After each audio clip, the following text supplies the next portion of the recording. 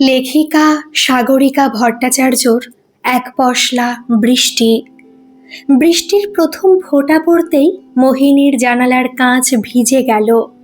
স্বামী মারা যাওয়ার পর থেকে এই বাড়ি, এই জানালা আর শাশুড়ির গলা, এই তিনটেই তার দুনিয়া। শাশুড়ি রাগী, শাশুড়ির গজগজ শুনেই দিন কাটে মোহিনীর। সকাল থেকে রাত রান্না, বাসন, ঘর মোছা, কাপড় কাচা। মোহিনীর হাতের তালুতে ফোসকা পড়ে গেছে, তবু থামার উপায় নেই। মোহিনী একরকম ধরেই নিয়েছিল তার পোড়া কপালে শান্তি নামের শব্দটা আর নেই। বিয়েটা হয়েছিল এক প্রকার না দেখেই। মোহিনীর তখন বয়স সবে 18 ছুঁই ছুঁই। বাবা অজিত মাইতি পেশায় একজন লরি ড্রাইভার। কখন কোথায় থাকে তার কোনো ঠিক ঠিকানা নেই। আবার মাঝে মাঝে পুরোই বসা থাকে, ঘরে দিনের পর দিন কোনো কাজই থাকে না। তখন পাড়ার পুলুকামারের দোকানে হাতে হাতে কাজ করে অজিত, ওই যা পাওয়া যায় আর কি। মা মীনাক্ষী লোকের বাড়ি রান্নার কাজ করে, মূলত সেই টাকাতেই সংসার চলে মোহিনীদের। কিন্তু আজকাল প্রেশার একদম লো থাকে মীনাক্ষীর, মাথা ঘোরে সব সময়ে, কাজ করতে পারে না তেমন। আগে 4টে বাড়িতে রান্নার কাজ করত, কিন্তু এখন 2টো বাড়ির কাজ ছেড়ে দিয়েছে সে। তার শরীর দেয় না আর খুব দুর্বল লাগে, সাথে বমি বমি ভাব। খেতেও ভালো লাগে না, যদিও খাবার বলতে তো ওই রোজই ভাত আর ডাটা আলুর তরকারি, নয়তো ঝোল, আর কোনো কোনো দিন যদি কোনো বাড়ি থেকে কিছু সামান্য তরকারি কিংবা মাছটা ডিমটা দেয়, তাহলে মীনাক্ষী ওটা ভাগ করে বাপ মেয়েকেই দিয়ে দেয়। সম্বন্ধটা এনেছিল নাড়ুগোপাল বর্মন, এই পাড়ারই লোক, ঘটকালি করে বেড়ায়। নাড়ুগোপালই এই ছেলের খোঁজ এনেছিল মোহিনীর জন্য। মোহিনী তো কিছুতেই রাজি নয়। অভাবের সংসারে তার পড়াশোনা কোনো রকমে উচ্চ মাধ্যমিক পর্যন্ত গড়িয়েছে। সে স্টুডেন্ট হিসেবে ভালো হলেও অভাবের তাড়নায় কলেজের গণ্ডিতে ঢোকা সম্ভব হয়নি আর। তাই ছোট ছোট বাচ্চাদের পড়িয়ে সে সামান্য কটা টাকা মায়ের হাতে তুলে দেয়, যাতে মায়ের একটু হলেও সাহায্য হয়। তাই বিয়ের কথা শুনে সে সোজা না বলে দেয়। ওদিকে ছেলে ভালো চাকরি করে, মাইনেপত্রও ভালো, পরিবার ভালো। এসব শুনে মীনাক্ষী আর অজিত দুজনেরই বিয়েতে সম্মতি রয়েছে, কারণ তারাও চায় মোহিনীকে একটা যোগ্য পাত্রের হাতে তুলে দিয়ে শান্তিতে ইহলোক ত্যাগ করতে। কোনো রকম দেনা পাওনা ছাড়াই বিয়েটা হয়ে যায় নমনম করে। সপ্তম বিয়ের আগে একবার দেখতে এসেছিল বটে মোহিনীকে, কিন্তু মোহিনীর যেহেতু এই বিয়েতে মত ছিল না, তাই সে ভালো করে সপ্তমকে দেখেওনি। যাই হোক, বিয়ের পর সব ঠিকঠাক থাকলেও মোহিনী বুঝে গিয়েছিল তার শাশুড়ি মা সোমা বেশ মেজাজি মহিলা। শ্বশুর আগেই গত হয়েছেন আর 2 ননদের আগেই বিয়ে হয়ে গেছে, কিন্তু ননদদের যে বাপের বাড়িতে বেশি দাপট, সেটাও বুঝতে দেরি হয়নি মোহিনীর। যাই হোক, সবটা মানিয়ে নিয়েই চলছিল মোহিনী। সপ্তম সেই সকাল 9টায় বেরিয়ে যায় আর ফেরে প্রায় রাত 8টার পর। সে বাড়ির কোনো ব্যাপারই কোনো কথা বলে না। বিয়ের পরের দিনই সে মোহিনীকে বলে দিয়েছিল সেই কথা, আর এও বলেছিল যা হবে নিজেদের মধ্যে মিটিয়ে নেবে। তাছাড়া মায়ের বয়স হয়েছে, মা যদি কিছু বলে সব কথা গায়ে মেখে অশান্তি করবে না। মোহিনীও সেই মতোই চলে। সবটাই ঠিকঠাক চলছিল। বিয়ের 3 বছরের মাথায় ওরা দুজন ঘুরতে গেল ব্যাংকক, আর সেটাই কাল হলো ওদের জীবনের। সেখানেই একটা কার অ্যাক্সিডেন্টে মোহিনী বেঁচে গেলেও সপ্তম স্পট ডেথ হয়ে যায়। এই সমাজ চিরকালই মেয়েদের দিকেই আঙুল তুলে আসছে, এই ক্ষেত্রেও তার ব্যতিক্রম হয়নি। শাশুড়ি ননদরা সবাই মোহিনীকেই অপয়া বলেছিল। ওদের কোনো সন্তানও ছিল না, তাই শাশুড়ির বক্তব্য সে মোহিনীকে কেন রাখবে। মোহিনী একরকম হাতে পায়ে ধরে বলেছিল, তুমি না রাখলে কোথায় যাব মা। জানি না মন গলেছিল কিনা সোমার। চুপ ছিল সে। তারপর মোহিনী রয়ে তো গেছে ও বাড়িতে, কিন্তু কোনো সম্মান নেই তার সেখানে। কিন্তু তারপরেও সে শাশুড়ি মায়ের সেবা করে, খেয়াল রাখে, যত্ন নেয়, বাড়ির সব কাজ করে। আর আজও সোমা আর তার মেয়েরা সপ্তমের মৃত্যুর জন্য মোহিনীকেই দায়ী করে যায়। সোশ্যাল মিডিয়া খুব একটা ব্যবহার করে না মোহিনী। আসলে বলা ভালো, সময় পায় না এত কাজের পর। তাই হয়তো রাতে শোয়ার সময় কিংবা রান্না বসিয়ে একটু ফেসবুক হোয়াটসঅ্যাপটায় চোখ বুলিয়ে নেয়। মাঝে মাঝে সে কোথাও বেরোলে খুব সাদামাটা কুর্তি পরেই কিংবা বাড়ির কাজের ফাঁকে সুতির শাড়ি পরেই একটা ছবি তুলে আপলোড করে দেয়, সাথে 2-1 লাইনের ক্যাপশন। বেশিরভাগটাই স্যাড, মনের কথা কিংবা মন ভাঙার যন্ত্রণার। তার ওই সাধারণ লুকের ছবিতেই হাজার হাজার লাইক পড়ে, কমেন্ট পড়ে, সবাই বলে কষ্ট পেও না, আবার নতুন করে শুরু করো।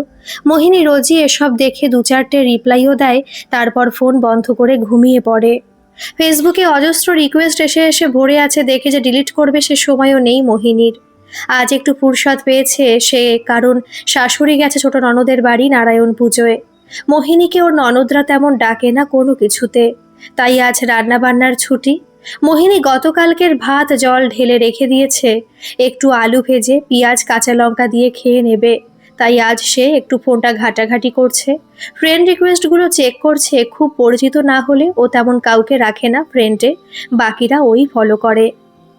অনেক আননোন পার্সন রিকোয়েস্ট পাঠিয়েছে, সেগুলো ডিলিট করছিল মোহিনী। হঠাৎই ফেসবুকে একটা রিকোয়েস্ট এলো, নাম হৃদয়, প্রোফাইলে হাসি হাসি মুখ। মোহিনী প্রথমে এড়িয়ে গেল, তারপর একটা মেসেজ, আপনার লেখা পড়ে মনে হলো আপনি একা। মোহিনীর ভেতরের শুকিয়ে যাওয়া মাটিতে এক পশলা বৃষ্টি পড়ল যেন। কেউ যেন তার অন্তরাত্মাটা পড়ে নিল এক নিমেষে।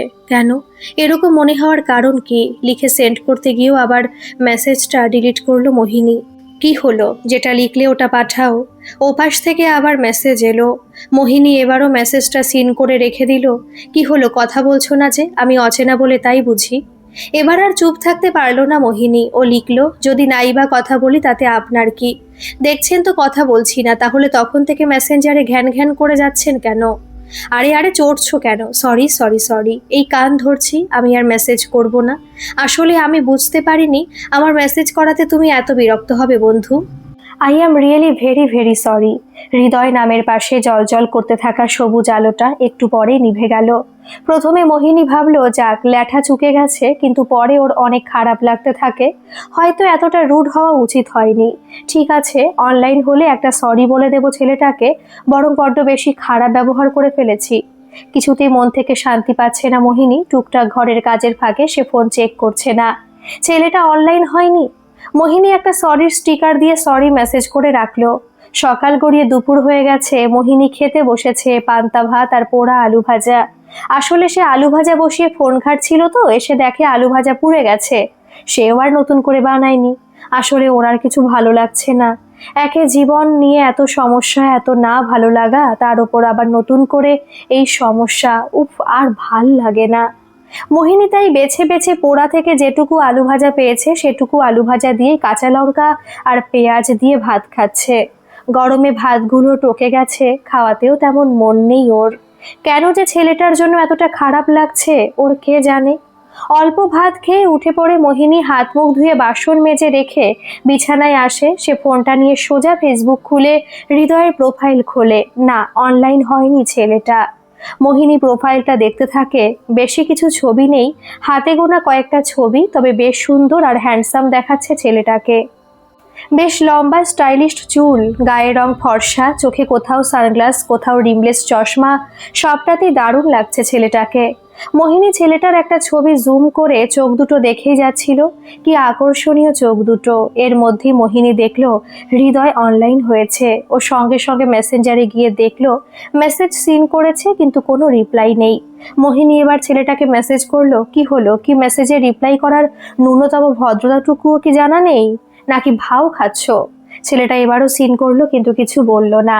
মোহিনী এবার খুব বিরক্ত হয়ে মেসেজ করলো, খুব স্মার্ট ভাবছো নাকি নিজেকে? আসলে আগের দিন তোমার সাথে একটু রুডভাবে কথা বলে ফেলেছিলাম, তাই ভাবলাম ওভাবে কথা বলাটা আমার উচিত হয়নি, তাই সরি বলেছি, না হলে আমার বইয়ে গেছে কথা বলতে।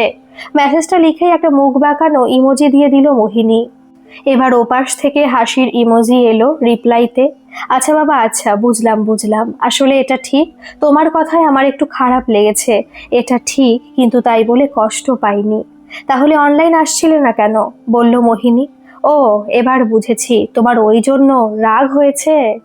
বলেই হাসির ইমোজি পাঠালো আবার হৃদয়। মোহিনী আবার রেগে গিয়ে একটা রাগের ইমোজি পাঠালো, কিন্তু পরক্ষণেই একটা লজ্জায় মুখ ঢাকা বাদরের মুখের ইমোজি পাঠিয়ে বোঝাতে চাইলো যে সে যথেষ্ট লজ্জা পেয়েছে। হৃদয় বলল, আসলে আমার একটা জরুরি কাজ পড়ে গিয়েছিল, তাই অনলাইন হওয়ার সময় পাইনি। এই তুমি জানো, আমি প্রথম কোনো মেয়ের সাথে এতটা নির্ভীকভাবে গল্প করছি। আসলে এর আগে আমি কোনো মেয়ের সঙ্গে হাই হ্যালোর বেশি এগোইনি। এটা তো পুরোপুরি মিথ্যে। বলল মোহিনী। এই না গো, বিশ্বাস করো, মায়ের দিব্যি বলছি। পরের মেসেজ এলো, জানো এখন আমার কি অবস্থা, পুরো বিধ্বস্ত হয়ে পড়ে আছি বিছানায়। এই দেখো, বলেই একটা ছবি পাঠিয়ে দিল হৃদয়।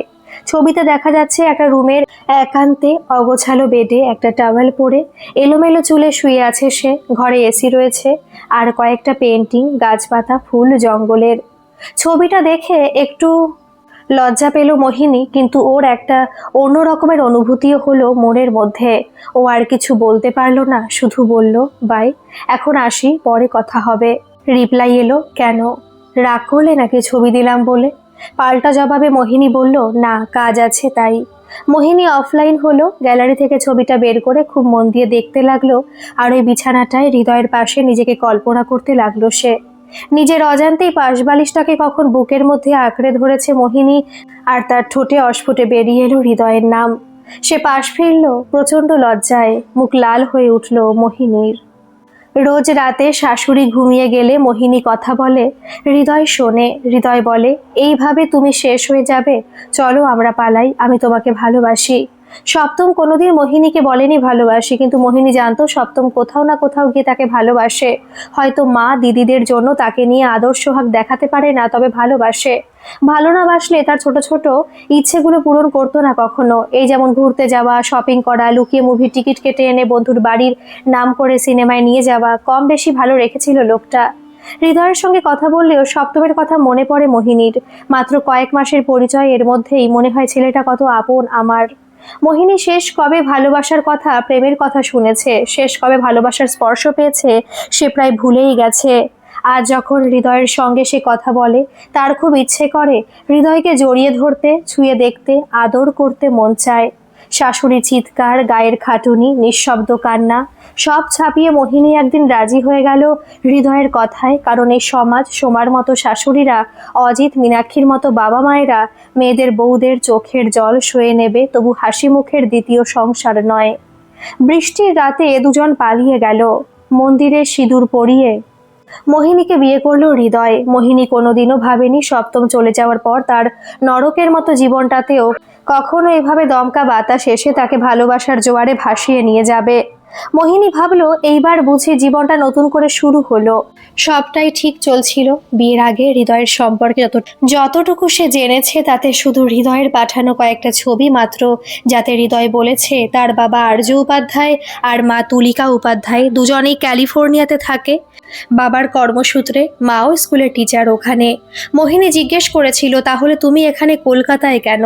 তাতে করে হৃদয় বলেছিল, তার ইন্ডিয়া ভালো লাগে, কলকাতা ভালো লাগে, তার পূর্বপুরুষের মাটি ভালো লাগে। তার এই কথাগুলোই যেন তাকে আরো বেশি করে ভালোবাসতে বাধ্য করেছিল মোহিনীকে। কাজ বলতে হৃদয় বলেছিল সে ফটোগ্রাফি করে অ্যাজ এ প্রফেশন, সঙ্গে একটা জবও করে।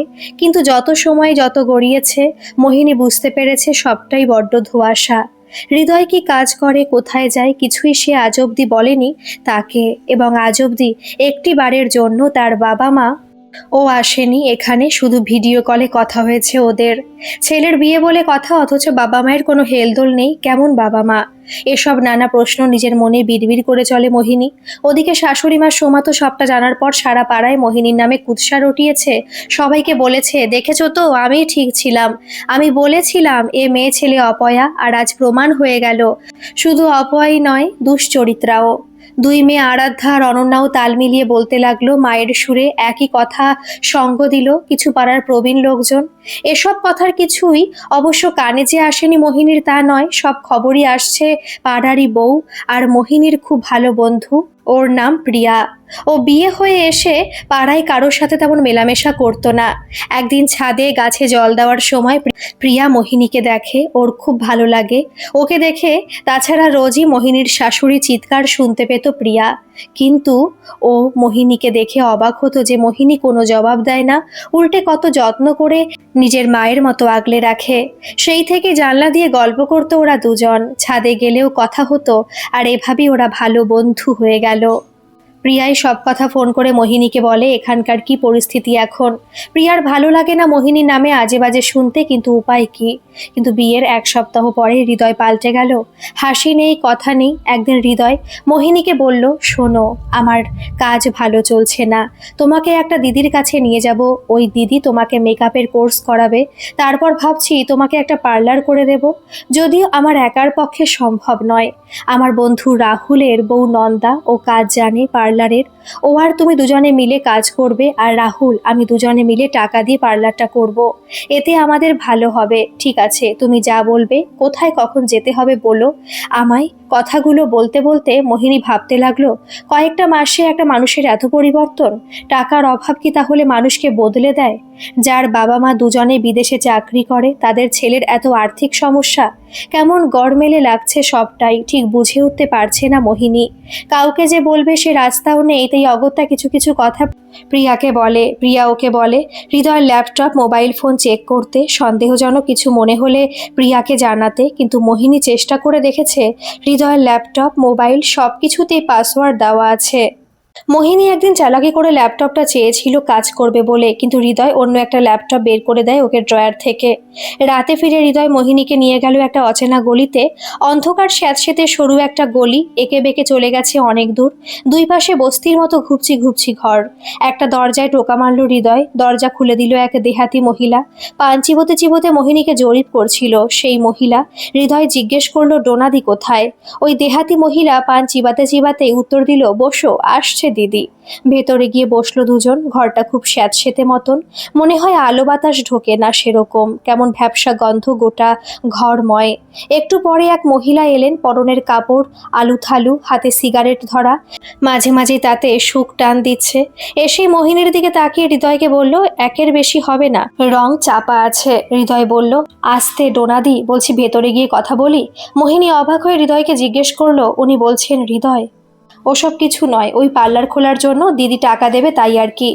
হৃদয় আবারও বলল, ডোনাদি একটু বাড়াও মাইরি, এরকম করলে ধান্দা বন্ধ করে দিতে হবে গো।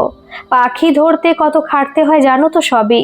ডোনা সিগারেটটা অ্যাস্ট্রেতে গুজে দিয়ে বলল, নাটক রাখতো তোর মরণ, একের বেশি 1 টাকাও দেব না। রং চাপা ফর্সা করতে অনেক রোখরা খসবে আমার সোনা, নিলে বল, নইলে কেটে পড়। আরো ভালো মাল আছে, আব্দুল্লাহ এখন ভালো ভালো মাল আনছে। নানা দিদি, এই ডোনা দি, এই চড়ছো কেন লক্ষ্মী সোনা? দাও দাও, টাকা দাও, মাল নাও। ডোনা বলল, যা যা যা, ফোট ফোট, মাল রেখে ফোট, টাকা পৌঁছে যাবে তোর অ্যাকাউন্টে। হৃদয় পা বাড়াতে মোহিনী ওর হাত চেপে ধরলো, কোথায় যাচ্ছ? আমিও যাব, আমি এখানে থাকবো না, প্লিজ নিয়ে যাও আমাকে। মোহিনীর হাতটা এক ঝটকায় ছাড়িয়ে দিয়ে হৃদয় বলল, এখানে তুমি ভালো থাকবে। তারপর দ্রুত ছুটে বেরিয়ে গেল সেখান থেকে। মোহিনীও ছুটে বেরোতে গেল, কিন্তু পারল না। ডোনা চিৎকার করে বলল, ধর ধর মালটাকে। পালালো। বলতে বলতে দুটো সন্ডামার্কা লোক এসে মোহিনীকে তুলে নিয়ে চলে গেল ভেতরের ঘরে। মোহিনীর কানে হৃদয়ের বলা শেষ কথাটা বাজতে থাকলো, এখানে তুমি ভালো থাকবে। মোহিনী বুঝলো তাকে বিক্রি করে দেওয়া হয়েছে যৌনপল্লীতে। ঘরটা ছোট, দম বন্ধ করা। দিন যায় রাত যায়, মোহিনী জানালার দিকে তাকিয়ে থাকে, বৃষ্টির অপেক্ষা করে। কারণ মোহিনীর খুব মনে হয় আবার এক পশলা বৃষ্টি নামবে, আর মোহিনীর জীবনের কালো অধ্যায়টা ধুয়ে দিয়ে চলে যাবে। সব আবার সে আগের মতো হয়ে যাবে। সেই টিউশন পড়িয়ে মায়ের হাতে সামান্য কটা টাকা তুলে দেওয়া মোহিনীর জীবনটা আবার ফিরে আসবে। মায়ের হাতে সে ডাটা আলুর তরকারি আর গরম ধোয়া ওঠা ভাত, আহ কতদিন খাইনি। তবে আর এবারে বাবা মায়ের মন রাখতে নিজেকে বিয়ের পিঁড়িতে বসাবো না। ভাবনায় ছেদ পড়লো অনিশার ডাকে, কি গো মোহিনী দিদি, কি ভাবছো গো? অনিশা খুব ভালো মেয়ে, এখানে অনেক আগে থেকেই আছে। কে জানে কোথা থেকে কিভাবে এসেছে এখানে। হয়তো আমার মতোই কোনো অভাগী হবে যার ভালোবাসা তাকে বেঁচে দিয়ে গেছে। অনিশা আবার বলল, কি গো দিদি, তুমি সব সময় এত কি ভাবো বলো তো? যখনই দেখি কিছু না কিছু ভাবছো। অত ভেবে লাভ নেই দিদি, আমাদের বেশ্যাদের জীবন এরকমই, ইচ্ছে থাক না থাক। পুরুষদের খুশি করে টাকা কামাতে হয়, আর সেই টাকা দিন শেষে ওই ডোনাদির হাতে তুলে দিতে হয়। আর ভুলেও পালাতে চেষ্টা করো না গো দিদি, ওই ডোনা দিদির লোকেরা চারিদিকে ছড়িয়ে আছে। ধরা পড়লে তোমার কি অবস্থা হবে তুমি স্বপ্নেও ভাবতে পারবে না। আমি এখন আসি দিদি, তুমি তৈরি হয়ে নাও, ডোনাদি খদ্দের পাঠাচ্ছে তোমার কাছে। মোহিনী রোজ চারিদিকে নজর রাখে, কিন্তু সুযোগ আর আসে না কিছুতেই। খুব পাহারা এখানে। 15 দিন হয়ে গেল সে এখানে এসেছে। এর মধ্যে না জানি কত খদ্দেরের হাত বদল হয়েছে, আর তার ভয়ঙ্কর অভিজ্ঞতা, সে কথা ভাবলেও শিউরে ওঠে মোহিনী। সে জানে সে যদি পালাতে না পারে তাহলে এখানে পচে মরতে হবে তাকে, এই নরকে। পালানোর সুযোগ এলো একটা ঝড়ের রাতে। বিদ্যুৎ নেই, গলির দারোয়ান ঘুমিয়ে পড়েছে। মোহিনী ভেজা মাটিতে পা রেখে ছুটল। পেছনে কেউ ডাকলো না, মানে কেউ কোথাও নেই। ঝড় বৃষ্টির জন্য সবাই ঘরে। এটাই সুযোগ, আমাকে পালাতেই হবে। রুদ্ধশ্বাসে ছুটল মোহিনী। সে থামছে না কোথাও। রাস্তার খোয়ায় তার পা কেটে রক্ত পড়ছে, সে তবুও থামছে না। সামনে একটা বাস স্ট্যান্ড, কিন্তু এত রাতে তো বাস ছাড়বে না, ভোরে ছাড়বে। কিন্তু ততক্ষণে আমাকে লুকিয়ে থাকতে হবে ওদের লোকের থেকে। পড়ি কি মরি করে ছুটছে মোহিনী বাস স্ট্যান্ডের দিকে। হঠাৎ সামনে ধাক্কা খেলো। সে গাড়ির সাথে ভাগ্য ভালো, ড্রাইভার ব্রেক কষে দিয়েছিল, তাই প্রাণে বেঁচে গেছে। আমাকে বাঁচান, আমাকে বাঁচান, প্লিজ আমাকে বাঁচান বলে অজ্ঞান হয়ে যায় মোহিনী। গাড়ি থেকে নেমে আসে অঙ্কুর সরকার। অঙ্কুর একটা এনজিও চালায়, পাচার হওয়া মেয়েদের উদ্ধার করে। মোহিনীকে অঙ্কুর ওরই একটা পরিচিত ক্লিনিকে নিয়ে কিছু প্রাথমিক চিকিৎসা করায় মোহিনীর। ডাক্তার বলে আপাতত ঠিকই আছেন উনি, আপনি চিন্তা করবেন না অঙ্কুর বাবু। মোহিনীর জ্ঞান ফিরলে অঙ্কুর তাকে জিজ্ঞেস করে, আচ্ছা বলুন তো, ওভাবে পাগলের মতো ছুটছিলেন কেন? আপনাকে কি কেউ তাড়া করেছিল? মোহিনী মাথা নেড়ে উত্তর দেয়, হ্যাঁ। অঙ্কুর বলে, আমি দেখেই বুঝেছি, তাই আপনাকে 7-5 না ভেবেই গাড়িতে তুলে নিয়েছি। যাই হোক, আমি অঙ্কুর সরকার, এনজিও চালাই। তা যদি ম্যাডামের নামটা জানতে পারতাম খুব ভালো হতো। মোহিনী। শুধু মোহিনী? কেন, পদবি থাকাটা আবশ্যক নাকি? অঙ্কুর এবার হেসে ফেলে, আরে না না, তা কেন হবে? আপনার নামটাই যথেষ্ট কাউকে সম্মোহিত করার জন্য, এরপর আবার পদবি? মোহিনীও একটা কৃত্রিম হাসি আনে ঠোঁটে। পরক্ষণে মোহিনীর চোখে জল এসে যায়। মোহিনীর চোখে জল দেখে অঙ্কুর জিজ্ঞেস করলো, বাড়ি ফিরবে? মোহিনী বলল, বাড়ি তো নেই, শাশুড়ি তাড়িয়ে দেবে। হৃদয় তো ঠকালো। অঙ্কুর বলল, তাহলে নতুন বাড়ি বানাই? মোহিনী অবাক চোখে তাকালো একবার তার চোখে। ও চোখে কি ভালোবাসা, নাকি সহানুভূতি, নাকি? মোহিনী বলল, একটা উপকার করবেন? অঙ্কুর বলল, নিশ্চয়ই, বলুন না, কি করতে পারি আপনার জন্য? একটা কাজ দিতে পারবেন অঙ্কুর বাবু? কাজ? কি কাজ করবেন আপনি বলুন মোহিনী। যে কোনো কাজ যা আমার যোগ্য বলে আপনার মনে হবে তাই দেবেন, আমি সবই করতে পারি মোটামুটি। আর এভাবে বলবেন না মোহিনী, আপনি যে কাজ করতে চাইবেন করবেন, কোনো সমস্যা নেই। ধন্যবাদ অঙ্কুর বাবু। আর হ্যাঁ, আমি তাহলে ওই এনজিওর কোয়ার্টারে থাকবো। প্লিজ না বলবেন না অঙ্কুর বাবু, আমাকে একটা মাস অন্তত থাকতে দিন। তার মধ্যে মাইনে পেলে আমি অন্য কোথাও একটা থাকার ব্যবস্থা করে নেব। আপনি কি আবোল তাবোল বকছেন মোহিনী? এ ঘর কি আপনার নয়? আপনি আমাকে পর ভাবছেন?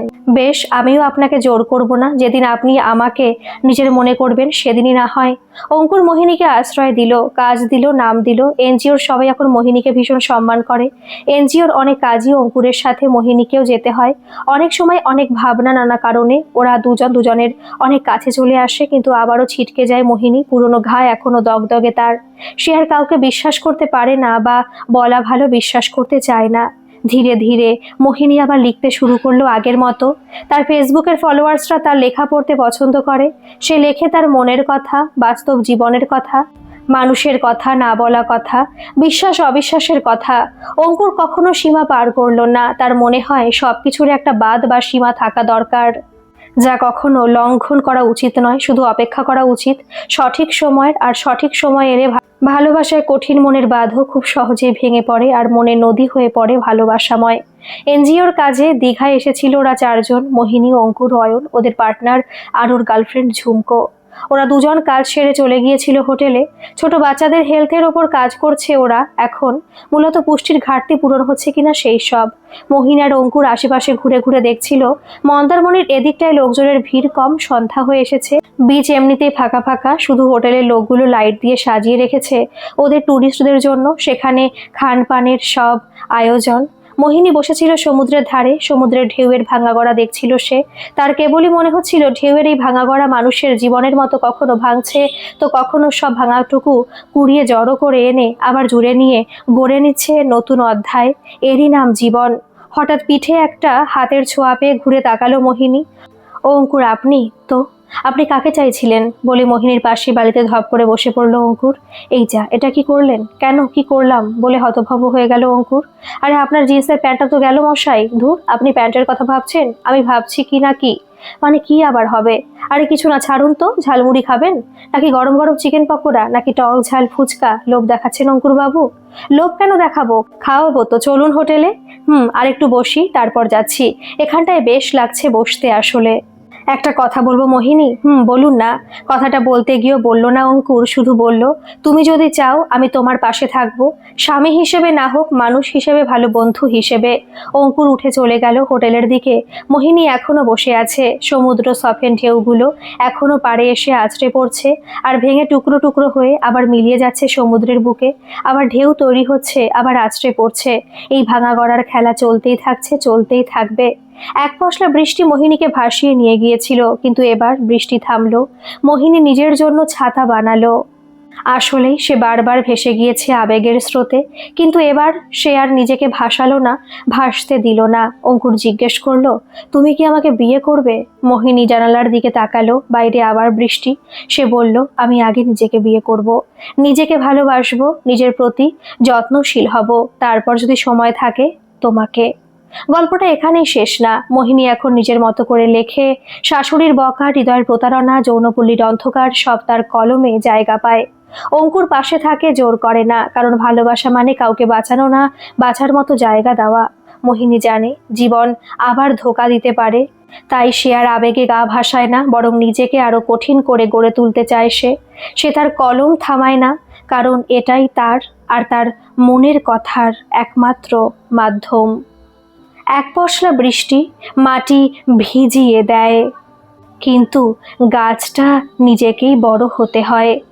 গল্পটি কেমন লাগলো অবশ্যই কমেন্ট করে জানাবেন, আর ভালো লাগলে একটা সাবস্ক্রাইব করে আমার পাশে থাকবেন। ধন্যবাদ।